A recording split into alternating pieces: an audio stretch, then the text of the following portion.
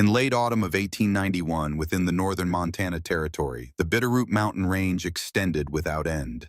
Under an iron-hued sky, snow had already lightly covered the elevated ridges, and the wind brought a clear warning. An early and unforgiving winter was approaching. At a secluded supply station close to the Clark Fork River, a group of hunters made ready for their long camp. This was a 12-day elk hunting journey, venturing deep into the mountains. Most of the men secured heavy cast-iron stoves onto their pack mules. Additional canvas, woolen blankets, and sufficient firewood were packed by others. This was to help them endure the harshest conditions, yet one individual refrained from these preparations. His name, as per local trading post documents, was Alistair Crow, a fur trapper of Scottish and Salish descent. He was a man of few words, yet he noticed every detail. In contrast to others who loaded iron and wood, Crow brought only a shovel, a small hand axe, and a brief section of stovepipe. The other hunters observed this and chuckled. One shouted, "You'll be frozen solid before the initial snowfall ends. That shovel offers no warmth." Crow remained silent, simply loaded his mule, and headed north. What Alistair Crow comprehended, and what his detractors would shortly discover, was a principle mostly overlooked by contemporary campers, preppers, and survivalists.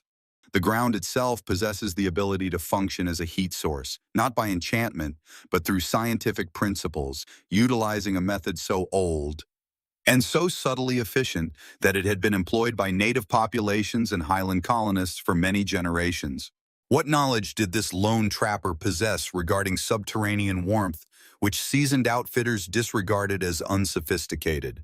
If you've ever pondered how individuals endured harsh winters lacking contemporary equipment, propane, or insulation, then remain with us, as this narrative extends beyond a single individual and a solitary stove.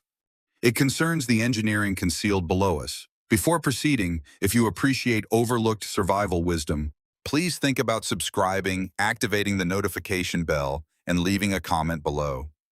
Have you ever constructed a heating system that astonished those around you? Let's start.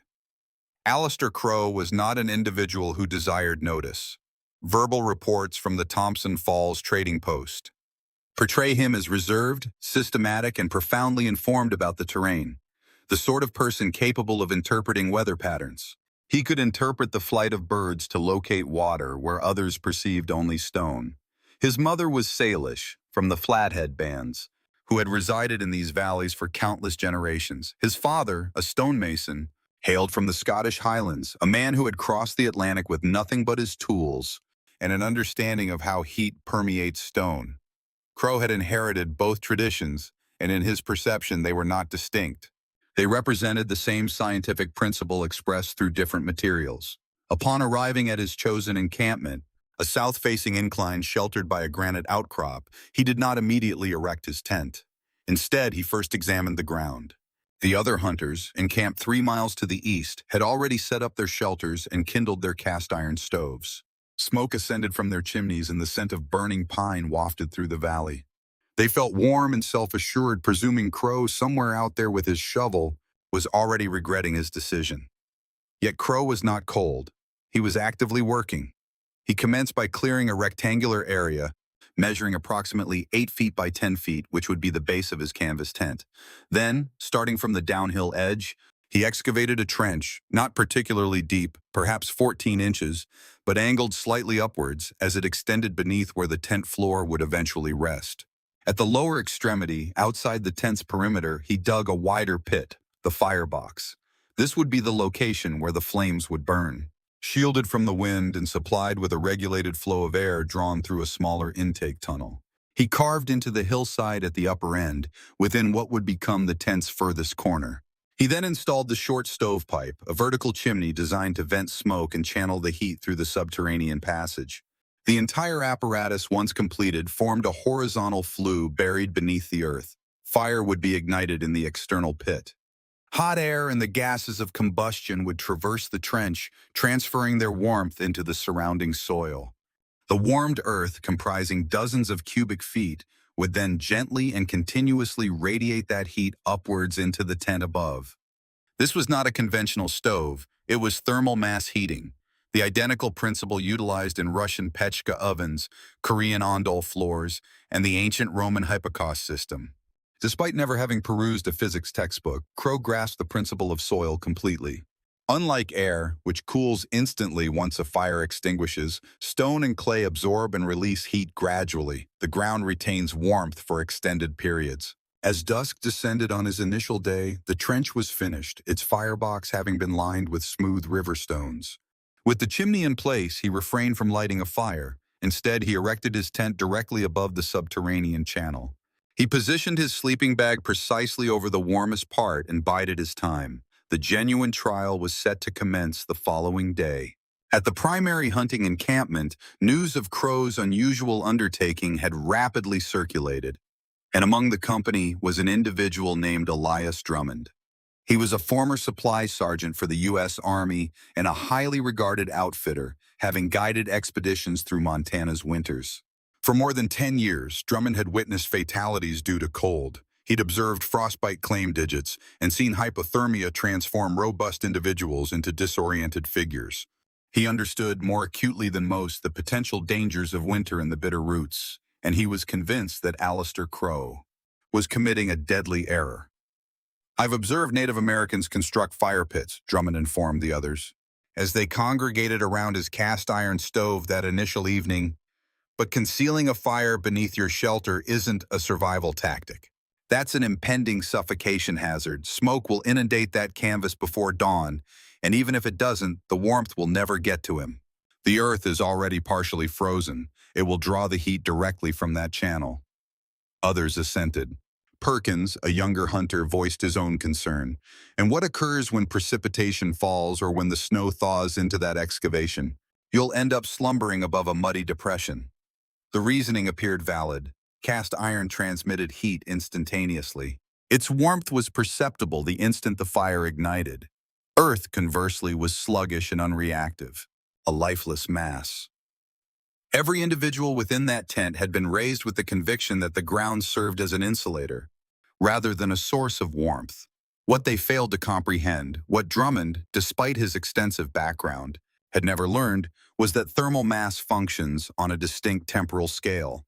Compared to convective heating, a cast iron stove warms the air which then ascends, circulates, and exits through every opening in the canvas.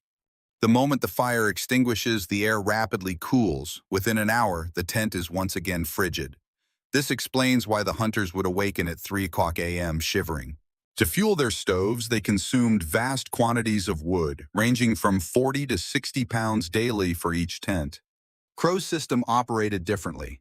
The fire's warmth was not transferred to the air, but rather to the earth.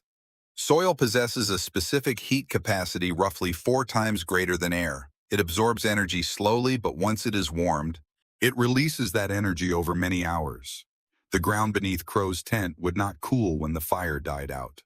It would continue to radiate warmth gently and steadily, much like a stone removed from a hearth. However, Drummond was unaware of this. Neither was Perkins, nor any of the other hunters.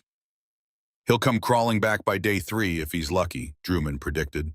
No one disagreed. On November 9, 1891, a massive Arctic front swept down from Canada, arriving without any warning. It then collided with moist Pacific air over the northern Rockies. By noon, the sky had turned a slate color.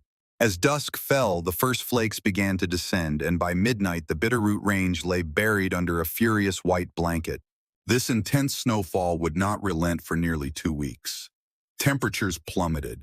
Local weather reconstructions based on Army Signal Corps data from nearby Fort Missoula suggest that overnight lows during the storm's peak dropped to between -20 degrees Fahrenheit and -25 degrees Fahrenheit, -29 degrees Celsius to -32 degrees Celsius. The wind chill made conditions worse. Gusts exceeding 30 miles per hour created an environment where exposed skin could suffer frostbite in under 10 minutes. At the main hunting camp, chaos erupted. The cast iron stoves, so reliable in moderate cold, became tyrannical. They demanded constant sacrifice. The men burned through their wood reserves at a terrifying rate, some estimates suggest. As much as 70 to 80 pounds of fuel per tent per day were consumed merely to maintain survivable temperatures. Sleep became impossible. Every 2 hours, Someone had to wake, stumble through the dark, and feed the fire. Then the stovepipes began to fail. The extreme temperature differential between the interior heat and the exterior cold caused the metal to contract and expand unevenly. Joints cracked, seams separated, and smoke began leaking into the tents. By the fourth evening, Perkins' stove chimney had completely given way, saturating his refuge with carbon monoxide. This compelled him to flee into the snowstorm. Clad solely in his long johns, he narrowly escaped death, unlike many others who were less fortunate. On the seventh day, two of the hunting groups had depleted their fuel supply, confronting them with an unfeasible dilemma. Their options were to undertake the 12-mile journey back to the resupply point through snow reaching their waists, or to remain put and anticipate the storm's cessation. Opting to bide their time, they congregated within a solitary tent, incinerating items like furniture and saddle leather, anything capable of igniting. Concurrently, 3 miles to the west, nestled in a shallow depression beneath a granite formation, Alistair Crow experienced warmth. Perhaps not comfort or coziness by contemporary measures, but certainly warmth. His subterranean chimney system had functioned precisely according to his blueprint, with the firebox ensconced in its exterior pit and safeguarded from gusts by piled rocks. Combusted consistently, utilizing only a fraction of the fuel quantity consumed by his counterparts. Verbal reports indicate he expended approximately 25 to 35 pounds of timber daily, which is roughly 50% of the fuel usage for a conventional stove arrangement under comparable circumstances. However, the genuine benefit lay not in its efficiency, but in its sustained operation. Even as the flames dwindled, even during the most severe period of the tempest, he permitted it to extinguish completely for a duration of 6 to 8 hours. As he slumbered, the ground beneath his shelter maintained its warmth. The ground's thermal mass, having been heated over several days of uninterrupted operation, emitted warmth upwards akin to a smoldering ember. Within the tent, the mercury fluctuated between 48 and 58 degrees Fahrenheit. 9 to 14 degrees Celsius, sufficiently chilly to observe one's breath, certainly, yet adequately warm for slumber and survival. Should you perceive this narrative to be as astonishing as the hunters regarded Crow's invention, please contemplate endorsing this video with a like. This action assists a greater number of individuals in uncovering this overlooked wisdom. Furthermore, share with us in the comments if you have ever encountered a predicament requiring survival skills, where age-old techniques prove superior to contemporary equipment. Upon the storm's eventual cessation on November 20th, the remaining individuals emerged into a dramatically altered environment. Snowfall measured 4 feet deep in the lowlands, accumulating to 8 or 10 feet against the northward-facing inclines. Trees had fractured due to the immense burden of ice, and utter stillness prevailed. Elias Drummond, appearing emaciated and fatigued, numbered among the initial arrivals at Crow's encampment. He anticipated discovering a frozen body, a grim warning he might recount at the trading post for many years. However, he encountered Alistair Crow serenely preparing a rabbit outside a tent which, to all outward indications, was entirely undamaged. Drummond uttered "how," as it was the sole word he could articulate. Crow then motioned for him to enter. The tent's ground felt warm when touched, not scorching, but noticeably more temperate than the icy earth beyond. Crow had placed pine branches over the concealed trench, followed by his canvas ground cover, and then his sleeping bag. The warmth emanating from the soil beneath had generated a localized climate, a small zone of life-sustaining heat during a deadly cold snap. Kneeling, Drummond placed his hand on the earth, remaining there for an extended period, sensing the subtle warmth. He attempted to reconcile his current experience with all his prior knowledge of heating, finding the observable proof irrefutable. Regarding temperature difference, Crow's tent sustained internal temperatures ranging from about 70 to 80 degrees Fahrenheit. This was considerably warmer than the outside air at the height of the storm, achieved without a constantly burning fire. Fuel usage over 12 days. Crow calculated his total wood consumption to be between 300 and 400 pounds, whereas the main camp's hunters, utilizing cast iron stoves, used an estimated 600 to 900 pounds per shelter during that identical time frame, over twice as much. Heat retention. After letting his fire extinguish entirely, the ground inside Crow's tent stayed perceptibly warm for 6 to 8 hours. In stark contrast, tents with iron stoves cooled to nearly the surrounding air temperature. Within 60 to 90 minutes after their fires ceased, smoke and air quality, the external firebox and subterranean flue system, ensured that almost no smoke penetrated Crow's tent. Conversely, those using iron stoves frequently encountered problems with leaky connections, backdrafts, and hazardous buildups of carbon monoxide. These outcomes were not miraculous in nature. They were simply a matter of physics. The subterranean flue system functioned by harnessing the thermal mass of the Earth, hundreds, possibly thousands, of pounds of soil, as a heat reservoir. Unlike air, which possesses virtually no thermal mass and cools immediately, soil retains energy and releases it gradually. In contrast to metal, which conducts heat so effectively that it loses warmth nearly as quickly as it gains it, Earth serves as both an insulator and a storage medium concurrently. Crow had not devised anything novel. He had merely put principles into practice. Principles his mother's ancestors had employed for generations within their winter dwellings, alongside methods his father had acquired from Highland crofters, who warmed their stone homes using peat fires and concealed flues. This wisdom was ancient, the underlying physics everlasting, only its disappearance was recent. By the spring of 1892, reports of Crow's continued existence had circulated across the Montana Territory. Initially, the account was shared as a mere oddity, the narrative of an unusual mixed-heritage trapper who concealed his fire and inexplicably avoided freezing.